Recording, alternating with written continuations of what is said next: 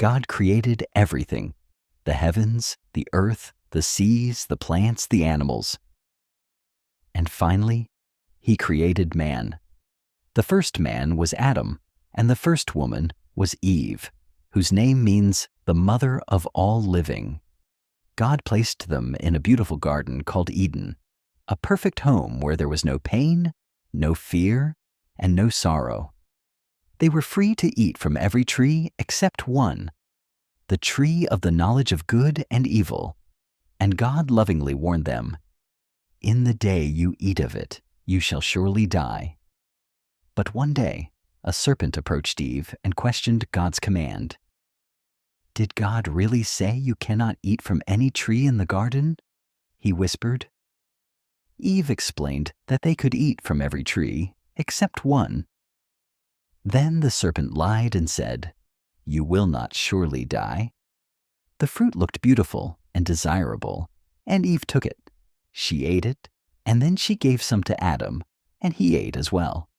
In that moment, everything changed. They suddenly felt shame. Fear replaced innocence. They hid from God among the trees. When God called out, "Where are you?" Adam answered, "I was afraid because I was naked, so I hid." Instead of taking responsibility, Adam blamed Eve, and Eve blamed the serpent. Sin had entered the world. Because of their disobedience, the ground was cursed, work became painful, and they were driven out of the garden. An angel with a flaming sword was placed at the entrance, guarding the way back to the tree of life. Later, Adam and Eve had 2 sons, Cain and Abel. Abel was a shepherd and brought a lamb as an offering to God. Cain was a farmer and brought fruit from the ground. God accepted Abel's offering, but Cain became jealous and angry. Though God warned him to master the sin rising in his heart, Cain allowed jealousy to control him. Out in a field, he killed his own brother. When God asked, "Where is your brother?"